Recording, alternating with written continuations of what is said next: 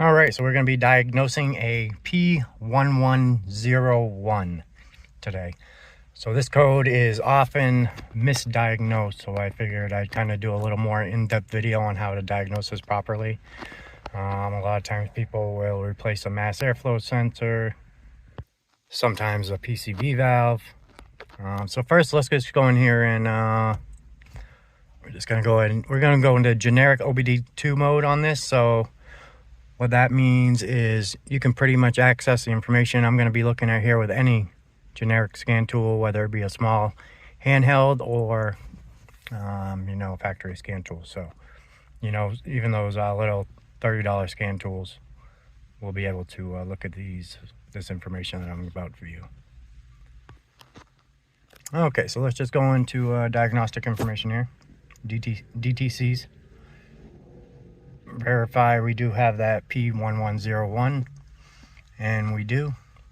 So it says P1101 actual measured airflow from MAP sensor, EGR, and TPS is not within calculated range. So basically it's just saying basically the air entering the motor is being miscalculated in one way or another. So I've seen people replace the MAP sensors, the MAF sensors, throttle bodies, and still continue to have this code. So what I found, your first course of action is you're going to want to first look at your fuel trims data to see if the engine's running lean. So that's what we're going to do now. And then we're going to proceed to smoke the intake system. This one is turbocharger, so we're going to smoke the boost side and the non-pressure side to see if we have any boost leaks. So this will give me a good opportunity to try out my new little cheap $69 Amazon smoke machine, which I'll leave a link for in the description. All right, so we're going to go ahead and get this vehicle fired up. Back to our scan tool here. Let's go ahead and exit out of the codes here. We're just going to look at the live data.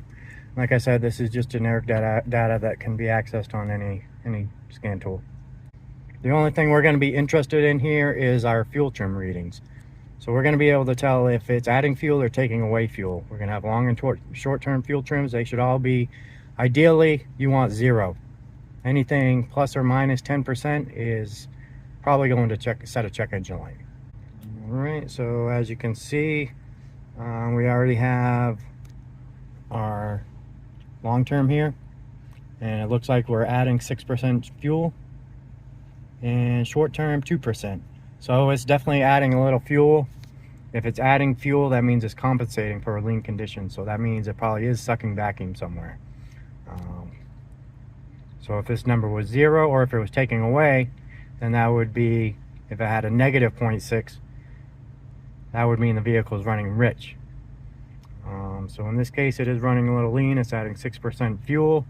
So we're going to go ahead and get our smoke machine hooked up and check this air intake system for any leaks. Then after the repair, we can come back in and look at this fuel trim data and see if it changed. That's a very easy way to verify this vehicle's fixed. All right, so we got our new smoke tester straight out of the box from Amazon. This is probably one of the cheapest ones I could find. So we're gonna find out how this thing works. Nice little compact unit though. You don't need any shop air. It just connects directly to your car's battery. So here's the car battery leads. This is your intake plug. What else we got here? This is the smoke hose lead. And we got a little bottle to fill up smoke fluid. Alright, so all you need for these smoke checkers is just baby oil. So it says 30 milliliters, comes with a little bottle. Shows you how many milliliters. And we're just going to fill it right in through here. Let's fill it up. Alright, so we got it all hooked up here. We just hooked it up. The leads to our positive and negative. On this one there's no battery, but it does have a positive and negative post we hooked it to. We turn it on. Yeah, so this thing really blows some smoke. I'm impressed. Cool. So yeah, I'll leave this link in the comments below. Check this thing out. Definitely worth the money. This should do the trick. All I did is put a little baby oil in it, and it is smoking like crazy. Okay, so we just took this air intake boot off here. We're gonna stick the cone that this machine came with in here, Make sure it's sealed nice and tight. We're gonna go ahead and tighten this clamp down. All right, so we got the cone in there. Now let's take off this engine cover so we can gain access to where this intake tube connects to the throttle body here. And you can see it's just got a little clamp. We're gonna pull our clip. We're gonna pull this clip out, and this will pull right off. All right, let's pop this clip off here. We just need a little screwdriver that pops right off. And I will show you what we're trying to accomplish here. I got the clip pulled back, and I'm just gonna pop this up with my screwdriver. And that's it. It's pretty much off. So we got this off now. All right, so we had to block off this side of the intake. I just used a rubber glove and then set it back down over the throttle body. That should block all that off. We got this side blocked off, and what we're trying to accomplish here is basically the air comes in through the turbocharger. It's gonna come out the turbocharger. Let me get a flashlight. Okay, so it's gonna come out the turbocharger. You can see it comes down along there. Down to the bottom is gonna go into the intercooler, which is like a big radiator. Over to this side, and then it's gonna pop out of this side, if you can see way down the bottom here. And it comes up into this tube and around to here. So right now we have this whole system blocked off, and the smoke is gonna be coming in through here. So we gotta, now we need to determine if there's any leaks. And I can see just by looking at this, you can see we got a lot of oil around the turbo outlet. And also we have a lot of oil way down there by the intercooler. So kind of the same down here. If you look right about, see if I can get a good lighting there. Yeah, right there you can see. So that connects onto the intercooler just like it does on the throttle body. It's got a clip and O-ring seal inside of there. So I'm gonna smoke it and see if any of these joints are leaking. All right, so we got it all hooked up. And it looks like here, fire this breather assembly right on the air intake hose. This looks like this goes to the PCV valve. But yeah, this little plastic box right on the intake is looks like what's leaking on this one. All right, so I got the air intake boot off, and you can see there's just a ton of oil in here. So you can also see where the oil is kind of leaking out of this oil separator box here. So what we're going to do is we're probably just going to clean all this stuff up the best we can. I would say a lot of this oil is coming from a faulty turbo.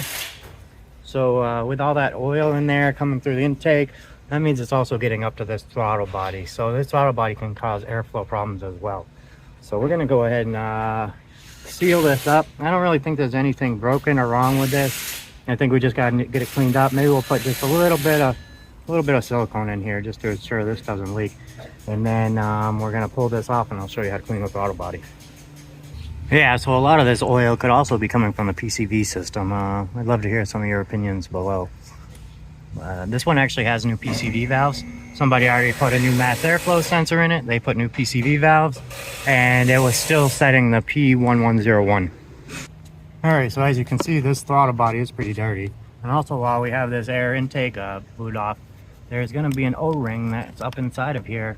And when we're smoking this, we weren't able to check for leaks there because we have this disconnected. So I would take a picture of it with your camera and just inspect it for any damage. And for this, we're just going to use some throttle body cleaner. All right, we got the throttle body all cleaned up, everything put back together here. Also, you're going to want to make sure you run a factory air filter in these. If the airflow is affected whatsoever beyond what the factory specification is, it's going to throw that light. So always you're going to want to use AC Delco in one of these Chevys. And if I recall, the air filters on these probably cost about $35. They're a little pricey.